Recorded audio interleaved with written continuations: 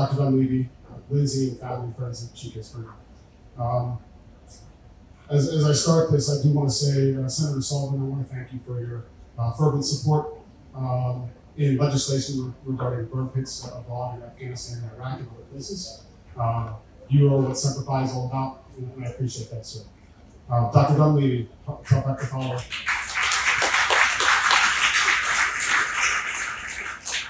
I want to thank you for your focus on the disease that we're here to talk about tonight, and everything you've done for us as well.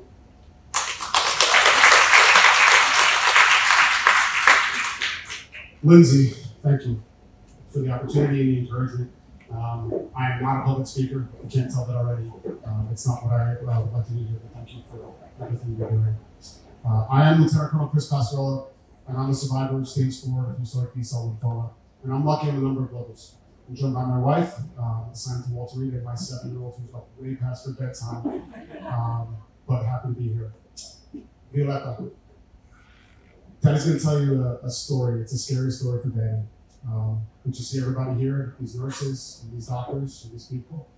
I'm able to answer every question you have about this story because of the support they've given this program and others. I'm also no expert, so when Lindsay and Elena Nazario, a social worker in the Hemont Clinic, asked me to speak, I thought maybe they're looking for someone with like expertise in film, like mid-1990s film, or a proclivity for dark humor. But life has symmetry. I was actually on my way back from the Arctic Intelligence Conference, which included references from people from the great state of Alaska representing. I asked Elena for the background information quickly realized that I had known and met Chike later in my treatment and had a chance to speak with him on a couple occasions. I spoke to Lindsay. I took some time on the plane. There's a couple things about Marines, and sir, you can correct me if you'd like, but we don't necessarily enjoy the spotlight. We don't like feeling sorry for ourselves. We don't like to speak in front of senior officials or officers. So I'm going to do my best, Lindsay, but I really want to thank you for putting both a colonel and a senator in front of me today. In light of all of that. No pressure. Sacrifice, sir. All right, so I'm going to try to keep this light, like I'm talking to friends. We'll go over some of my contributing medical conditions, the difficulty of my diagnostic process, treatment, and I'll try to approach this with humility and gratitude. This is a good news story for me, but hopefully I can get back to sarcasm and some bad jokes here. So my story, contributing medical conditions. I was first back from 2 tours of duty in Iraq and checking out of Camp Lejeune to head up to Fort Meade.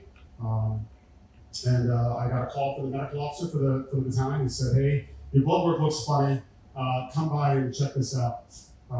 Colonel Sullivan, I am well beyond the statute of limitations on disobeying direct orders. I looked it up in the UCMJ. So I ignored that because I had my orders and I drove north. I started dating my now wife, Candace. I checked into Fort Meade. I was on top of the world. And weeks later, I was walking into Walter Reed on Georgia Avenue, diagnosed with acute autoimmune hemolytic anemia and idiopathic thrombocytopenia. So, Dr. Dunleavy, you should be up there pronouncing those words, not me. But, had an issue with hemoglobin in my red blood cells, also had a low platelet disorder. In that time in treatment, lots of prednisone, lots of treatment. I did get a 3rd combat tour in East Africa. Great stories to tell there. And then finally in 2012, I underwent a splenectomy. I made it to Afghanistan weeks later. Laparoscopic surgery is amazing. And Candace was just thrilled that weeks after surgery, I was in Eastern Afghanistan, being a little bit more reckless than I wish I would have been. Next phase picks up in earnest in late 2016. This led to my diagnosis. I was a major assigned to the Pentagon. Candace, by this time, was a first-year medical student, cheating off of my medical treatments for her exams. Violeta was 1 year old, and I was exhausted on my combat fitness test. I pushed through. I got the first class, but I started experiencing increasing back pain while running. When I was running, I thought about a movie. I told you it's movie quotes is what you get from me. There's a movie called 50-50. Has anybody seen that movie? All right, great movie. It is. If you want to know how I feel about my cancer experience, it's like 50-50. But Joseph Gordon-Levitt's character is out for a jog, and he's an obvious back pain. Turns out he has a really obscure cancer with a lot of syllables. And I thought about this as I was experiencing this pain. Dr. Dunleavy, you can correct me. Median age for lymphoma, and there's various types. about 70 years, give or take, depending on what journal you read. I'm a 33-year-old, new father, new major, that's not presenting like I have cancer. As I went to these clinics, they said, hey kid, you're a Marine. Back pain's normal there, devil dog. Here's a shot of Flexerol, but the pain was absolutely tremendous. My platelets went low again, and I thought, oh great, here we go again. I don't think they can remove my spleen again, so let's see what we're gonna do. So I started dexamethasone, went there. I was told to go back to the ER if the pain came back, and it did, and so I did. So finally I convinced my primary care manager, and the lesson here is to be an advocate for yourself at all times, to run some tests at Fort Belvoir Community Hospital on a weekend when the machines were open. They did that, and the internal medicine doctor looked at me and said, you have funny looking blood cells. I'm not sure if you've had that conversation with anybody, doctor. But I was reassured when Walter Reed told me they were 99% sure that I did not have cancer. At this point, the pain was up to an 11 in my bones and in my body. I say this to say that advocacy for yourself is really, really critical as we learn more about these diseases and as these diseases change. So my diagnosis, the doctors were still convinced that this was not cancer. I was terrified. I asked Dr. Little, who was a resident in oncology. I asked Dr. Lanko, who was the chief. My friends here, the nurses, who I don't recognize without their spacesuits, can we give them a round of applause, please? They were still convinced this wasn't cancer. I underwent a bone marrow biopsy, second of my life, and this time the doctors couldn't draw fluid. And I remember my wife, finishing her first year of medical school, asking Dr. Lanko, is there a reason you can't draw fluid? And he quietly said yes and exited the room. It was really reassuring. They finally got a sample. They were discharging me, and the pathologist called and says, this guy needs to stay here. So the next morning, day of diagnosis, it felt like somewhere, you guys can correct me if I'm wrong, from Walter Reed, between 30 and 50 people entered my room. Doctors, nurses, pharmacists, everybody, social workers. And that's where time stops my hearing, really. It's like I could not hear what was going on. I have respect for these medical teams. Dr. Lanko, Dr. Ben Little, Elena, amazing Elena, I'm so happy to see you tonight.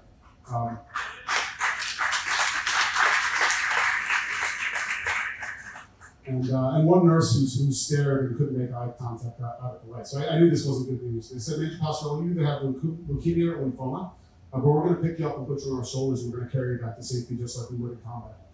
And I remained composed, but it felt like a death sentence. What we know about cancer, when we're not in this community, this is a terrifying disease. And apparently the words out of my mouth were, my daughter, because I thought about her growing up without her father. I lay there for a day thinking, all right, there's some positives here.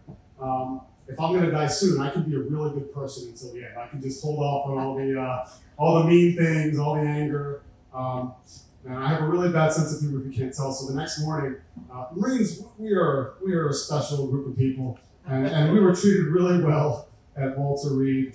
The Marine staff there would put Marine Corps flags and placards with names and ranks. And every morning I would hobble out there in pain and cross out my name, and I would write Deadpool after the Marvel character, who gets cured of his cancer by getting superhero treatment. And I would ask every day when my superpowers were coming. And that was the way that I had to attack this disease, was with humor and irreverence, something common for usually junior Marines. I'll have to mature out of this at some point. Let's get to the uplifting. Walter Reed is an amazing, life-saving, world-class facility. I'm lucky.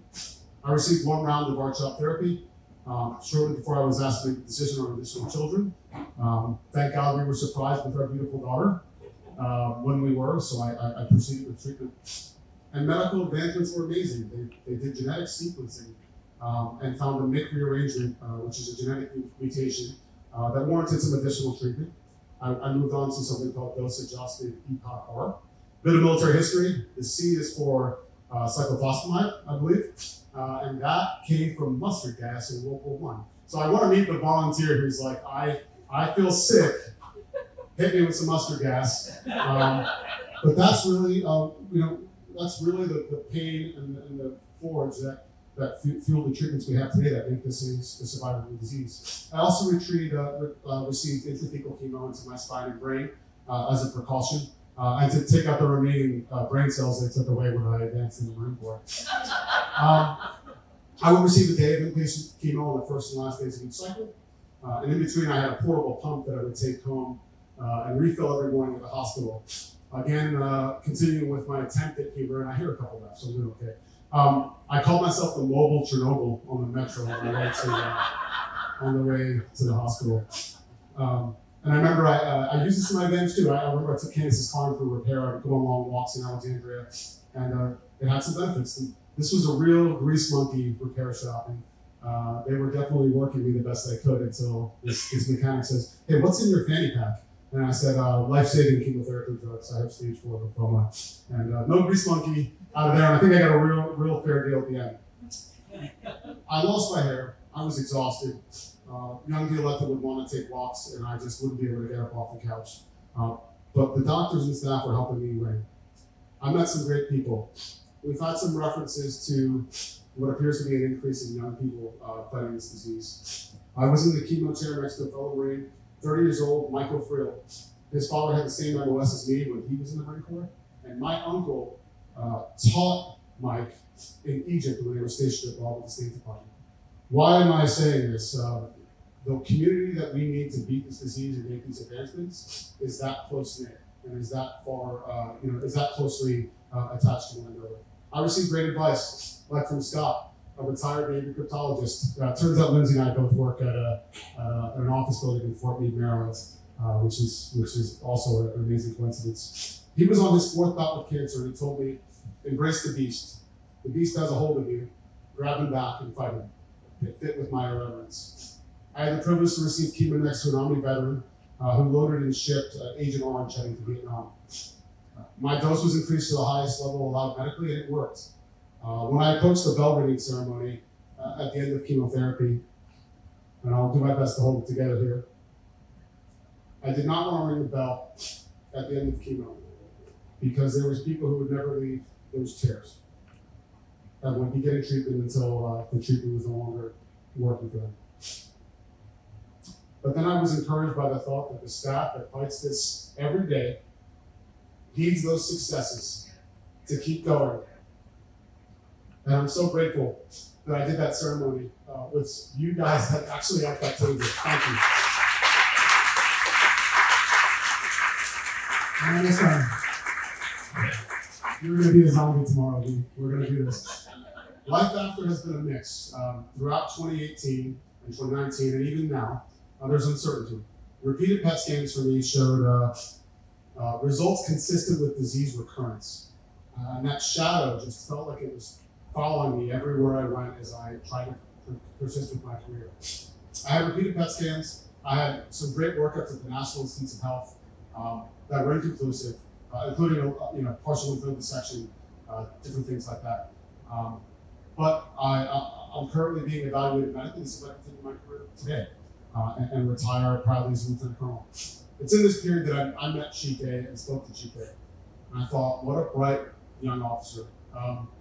You would never know he was a prior enlisted soldier looking at him with his youthful appearance. And apparently that youthful appearance had some other uses as well, according to Senator Sullivan. I tried to give him an informed message of hope. It's too easy just to be negative. But Marines and soldiers, sailors, airmen, guardians, Coast Guardsmen, we sometimes we revel in painful conditions. And I said, look, man, this is going to suck. It's a beast. Embrace the beast. I said, buckle your chin strap and fight back. You've got this. So I was devastated to hear the news on my way back from the Arctic Intel Conference of his passing. That's my story. That's the contributing medical condition. That's the amazing treatment and the criticality and research of this foundation and people like Dr. Dunleavy. There are many others that could tell a better story. People I served with, I mentioned Michael Frill, also Josh Lothal, Kyle Kahn, Brandon Campbell, Michael Cornejo. Marines and sailors I served with that fought this lymphoma, and are doing well thanks to the work in this room. Lindsay, you're amazing. I want to thank you for this opportunity, and thank you for all you're doing here for us. And I'm so grateful to be on Team Springer as we go into this. Thank you all.